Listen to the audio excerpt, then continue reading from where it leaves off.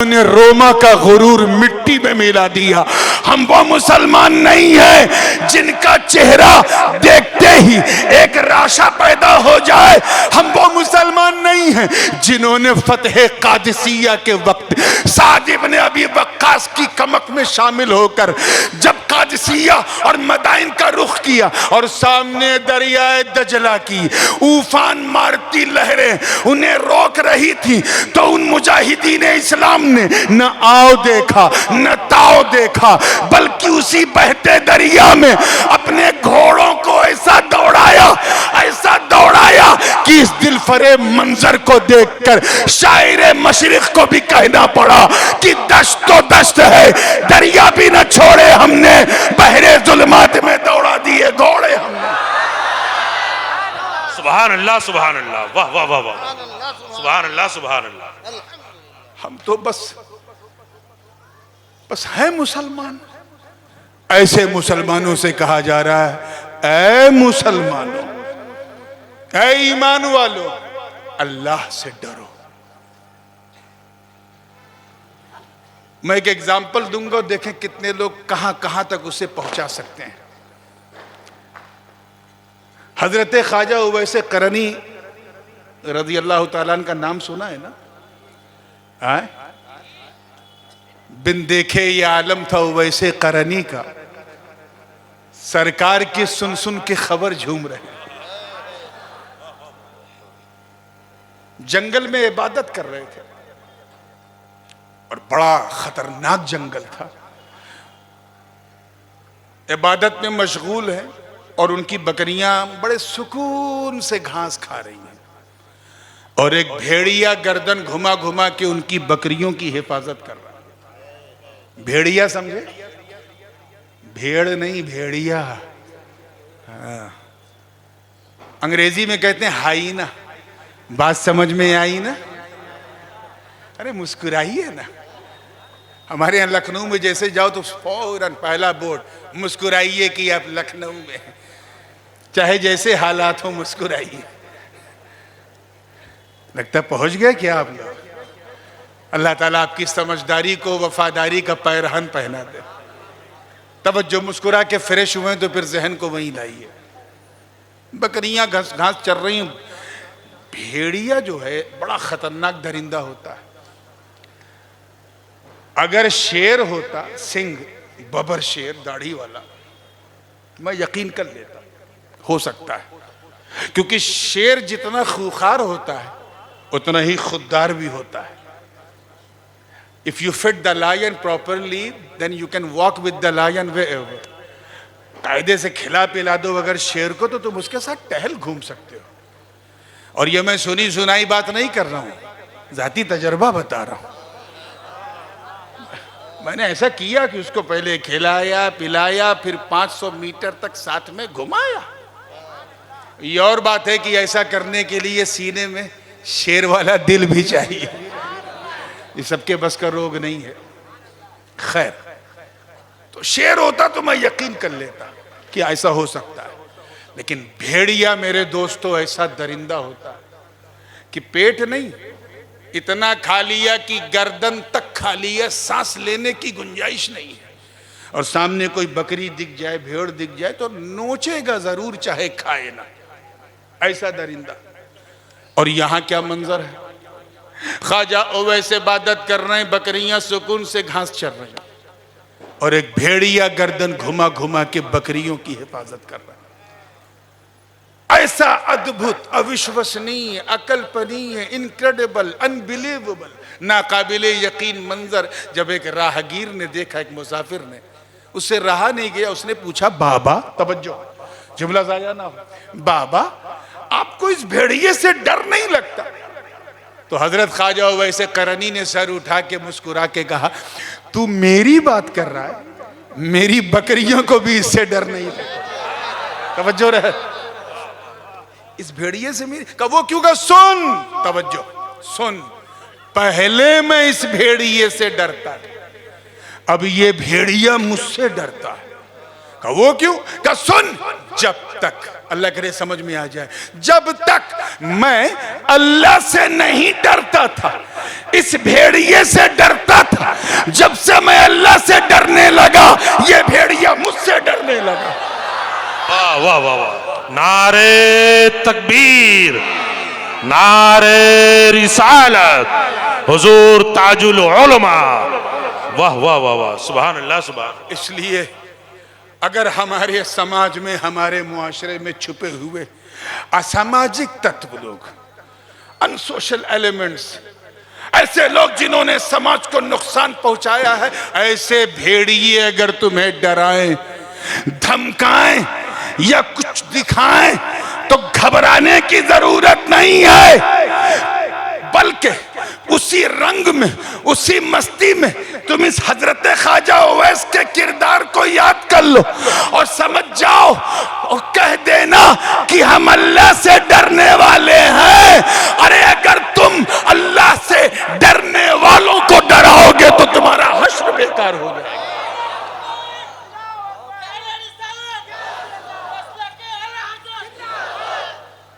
बात समझ में आ रही है कि नहीं?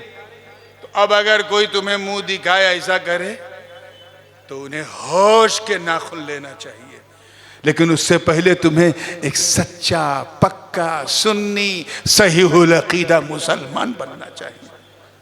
ये बहुत जरूरी है, हम सब अच्छी तरह जानते हैं और पूरी शान से जानते हैं कि ये कितनी अहम चीज है।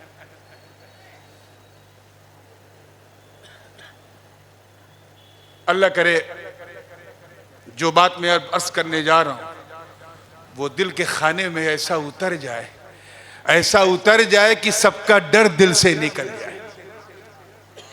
ये आपने सुना ना कि बंदा जिससे जितना डरता है उतना करीब होता है, उतना उससे दूर भागता है, लेकिन अल्लाह से जितना डरता है उतना अल्लाह के करीब होता जाता है। तो टारगेट ये है, how to get closer to Allah, how to get closer to Allah. Allah के करीब कैसे हो, ये मेन मुद्दा है, मेन टारगेट है। और करीब होने के कई रास्ते सूफिया किराम ने बताए।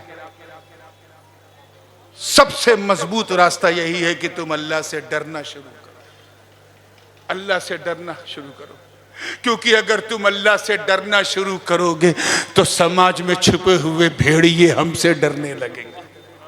बात समझ में आ रही है ना? मैं कुछ कभी कभी जोर का झटका बड़े धीरे से देता हूं, मैं चाहता हूं मैं धीरे से कहूं लेकिन आप दमदार अंदाज से सुने। तुम डरना शुरू करोगे अल्लाह से, लोग डरना शुरू करेंगे तुमसे।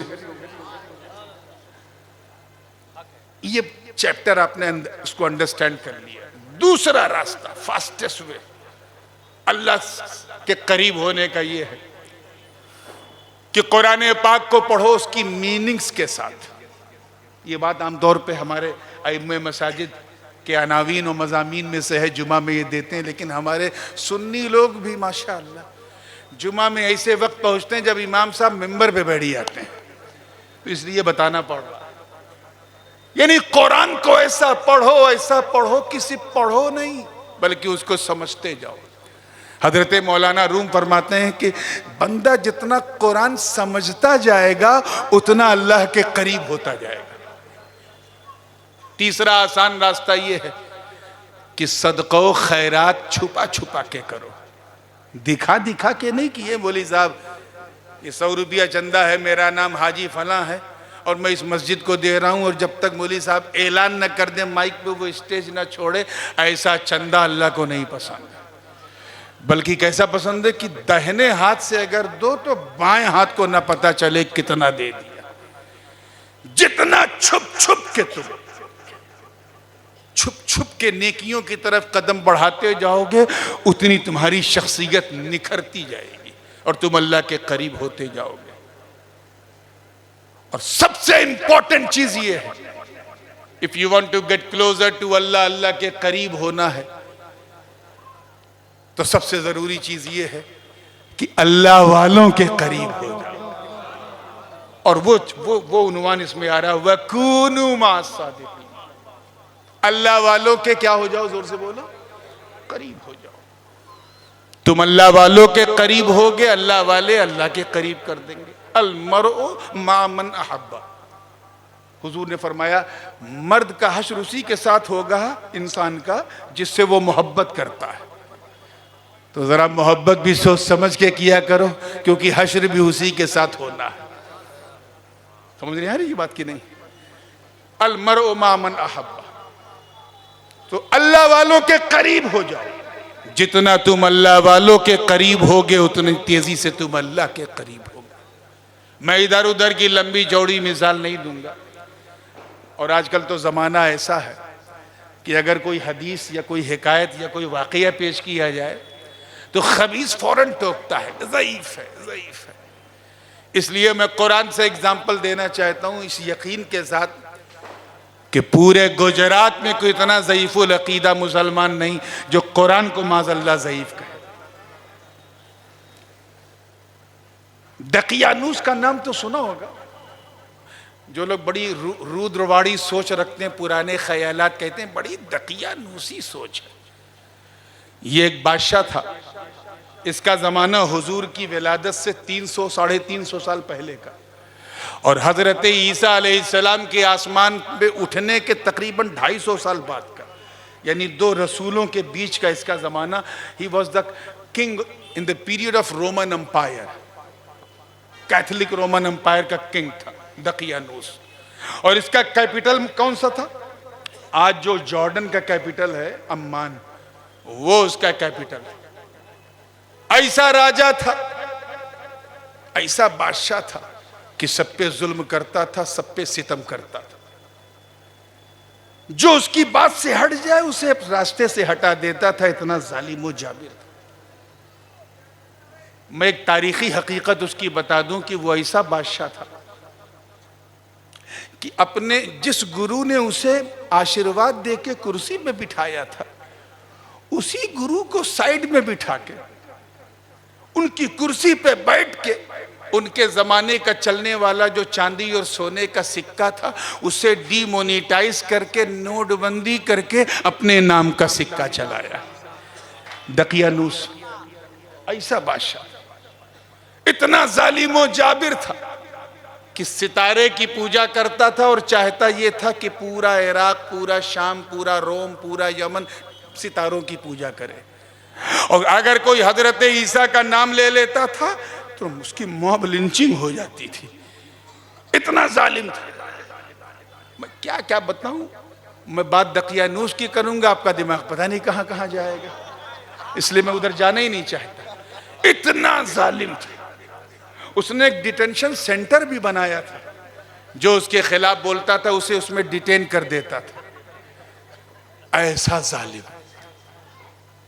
अल्लाह की शान देखो कि उसी के जुल्म से उकता कर पता नहीं 4 लोग या 6 लोग या 7 लोग या 8 लोग, अल्लाह ही उनकी तादाद जानता है। अल्लाह वाले थे, हजरत ईसा की उम्मत के औलिया थे। उन्होंने फैसला किया कि चलो ये शहर छोड़ते हैं और कहीं सुकून से ऐसी जगह चलते हैं जहां हम अल्लाह की इबादत कर सकें। वो चल पड़े। अभी वो थोड़ा आगे बढ़े थे कि ये कुत्ता उनके पीछे पीछे चल पड़ा। अब वो आगे आगे कुत्ता पीछे पीछे, वो आगे आगे कुत्ता पीछे पीछे।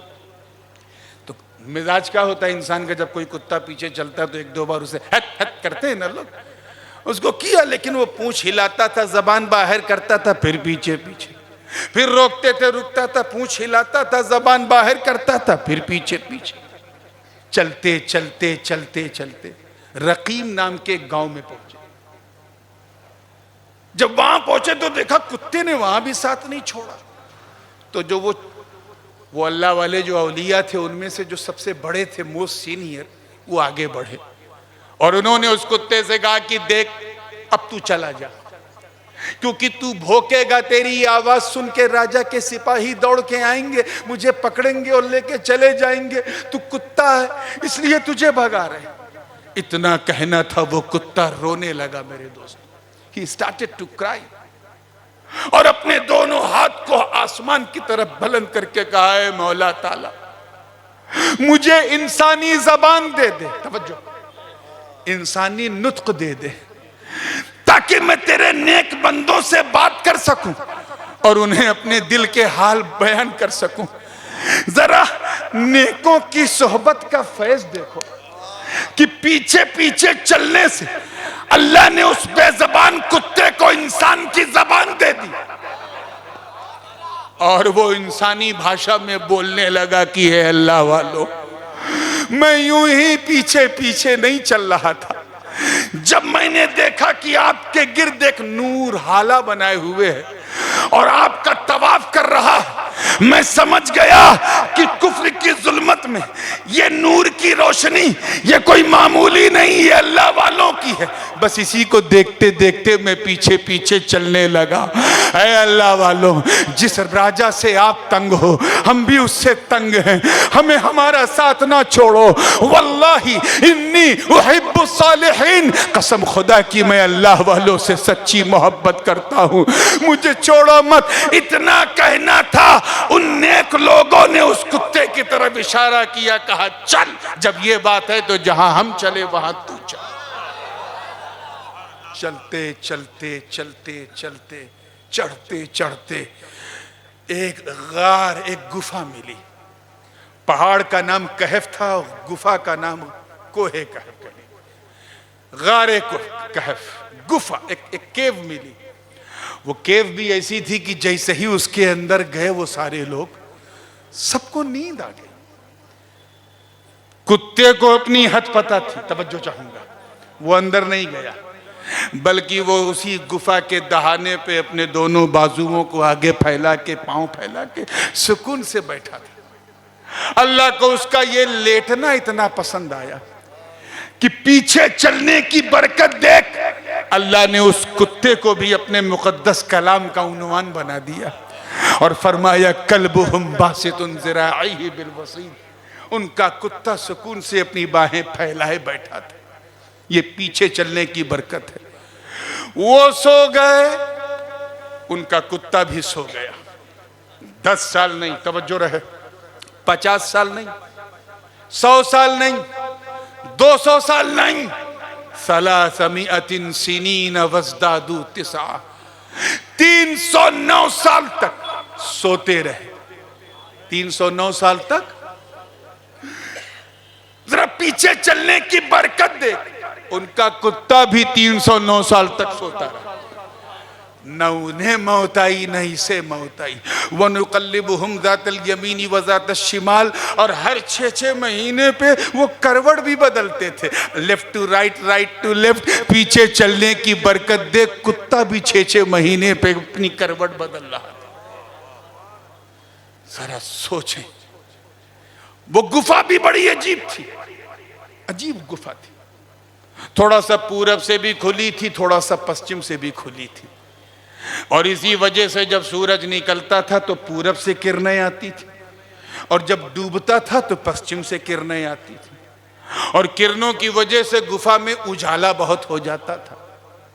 कहीं ऐसा ना हो कि ये उजाला जो है अल्लाह वालों को उठा ना दे, तवज्जो रहे, कहीं उनकी नींद में खलल ना पैदा करे, ये रोशनी कहीं उनकी नींद को मुतासिर न करे।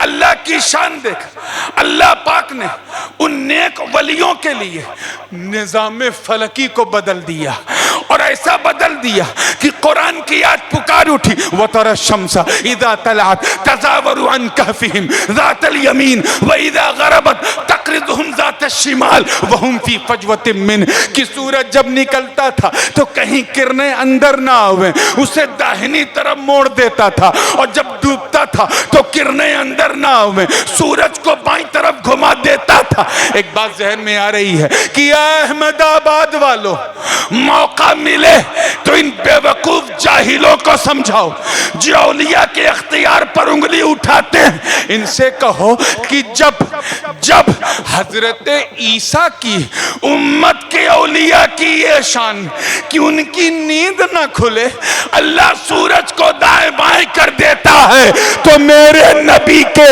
अली के लिए मकामे साहिबा में अगर डूबे सूरज को पलटा दे तो हैरत क्या है।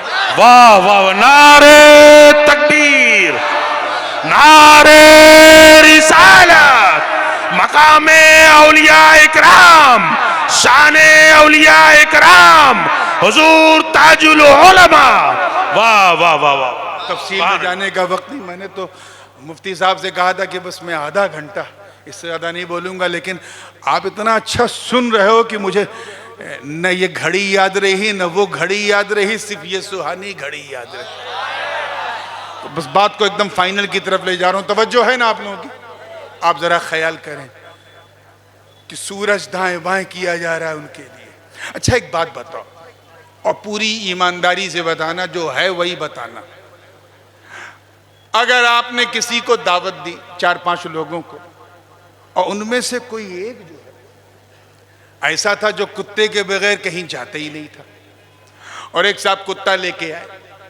अब आप 5 लोग हो, कितने? और उसमें एक साहब कुत्ते के साथ आए। मेजबान ने पूछा होस्ट ने, आप कितने हैं? तो आप क्या जवाब दोगे? 5। ये थोड़ी ना कहोगे कि हम 5, छठा हमारा कुत्ता, ऐसा बोलोगे? या हम 6, 7वां हमारा कुत्ता, ऐसा बोलोगे? हम 3, चौथा हमारा कुत्ता, ऐसा बोलोगे? क्यों? क्योंकि कुत्ता जो है वो नोटिसेबल चीज नहीं है। और अगर ज्यादा बोलोगे और गैरतमंद मेजबान निकला ना, तो कहेगा ठीक है जनाब, आप अपने कुत्ते के साथ तशरीफ ले जा सकते हैं। मैंने आपके कुत्ते को दावत नहीं दी। कुत्ते को कोई नोटिस में नहीं लेता। 3 थे तो 3 कहोगे, 5 थे तो 5 कहोगे, 7 थे तो 7 कहोगे। ये नहीं कहोगे हम 3 चौथा हमारा कुत्ता, हम 5 छठा हमारा कुत्ता, या हम 7 8वां हमारा कुत्ता। ऐसा इखलाकी तौर पे कोई नहीं बोलेगा। मगर जरा औलिया अल्लाह की सोहबत का फैज देखो और पीछे चलने की बरकत का रंग देखो कि जब वो कितमीर, वो अस्हाबे कहफ का कुत्ता जब पीछे पीछे चला, तो अल्लाह ताला ने उस ना नोटिस लिए जाने वाले जानवर को कहीं और नहीं, अपने कुरान में नोटिस लिया और फरमाया सयक़ूलून सलासतुर राबिउहुम कल्बुहुम व यक़ूलून खम्सतुन व सादिसुहुम कल्बुहुम रजमन बिल गैब व यक़ूलून सबअतुन व सामिनुहुम कल्बुहुम। ए महबूब, अनकरीब लोग कहेंगे कि अस्हाबे कहफ 3 थे, चौथा उनका कुत्ता, कुछ कहेंगे 5 थे, छठा उनका कुत्ता, कुछ कहेंगे 7 थे, 8वां उनका कुत्ता। या अल्लाह मामला क्या है? पूछा जा रहा है अस्हाबे कहफ कितने, जवाब मिल रहा है 3 चौथा उनका कुत्ता, 5 छठा उनका कुत्ता, 7 8वां। ये कुत्ते को क्यों? तो जवाब मिलेगा सुन, यही तो सोहबते सालिहीन का रंग है कि जब कोई दामन पकड़ता है वलियों का, तो जहां गौसे आजम वहां कादिरी भी। वाह वाह, सुभान अल्लाह सुभान अल्लाह। जहां गरीब नवाज वहां चिश्ती भी, जहां मखदूम समनानी वहां अशरफी भी। और अहमदाबाद वालों, तुम्हें तो घबराने की जरूरत नहीं। जब ख्याल आए कभी शाह वजीहुद्दीन के यहाँ चले जा, कभी शाह आलम, कभी कुतुब आलम, कभी मूसा सुहाग, ऐसा दामन पकड़ो कि दुनिया के कुत्ते तुझे देख के कहें कि जब जब मुस्तफा की उम्मत के इन शहसवारों का ये आलम है, तो उन अल्लाह वालों का आलम क्या होगा? नारे तकबीर, नारे रिसालत, शहजादे हुजूर गाज़ी मिल्लत। वाह सुभान अल्लाह। अजीज़ान मिल्लत, मैं अपने वादे से भी बढ़ के और अपने वक्त से भी बढ़ के जो बातें मुझे कहनी थी, मैंने कोशिश की कि कम से कम वक्त में उसे क्लियर कर दूं। तो ये नुस्खा लेके आपको अब आगे का जीवन गुजारना। पहले ये कि शरीयत पे अमल करो, मगर इसे काफ़ी मत समझो, साथ ही साथ तरीक़त पर भी चलो, और दोनों को मजबूती से लेके चलोगे। जब तुम चलोगे तो मेरा विजदान कहता कि तुम्हें देखने वाला ये नहीं कहेगा कि मुसलमान जा रहा, बल्कि कहेगा कि चलता फिरता इस्लाम जा रहा है, चलता फिरता इस्लाम जा रहा है। अपने किरदारो अमल को बदलो। मुसलमानों न घबराओ, खुदा की शान बाकी है। अभी इस्लाम जिंदा है, अभी कुरान बाकी है। ये आखिर क्या समझते हैं जो अपने दिल में हंसते हैं? अभी तो करबला का आखिरी मैदान बाकी है। व आखिर दावाना अनिल हम्दुलिल्लाहि रब्बिल आलमीन। अस्सलामु अलैकुम।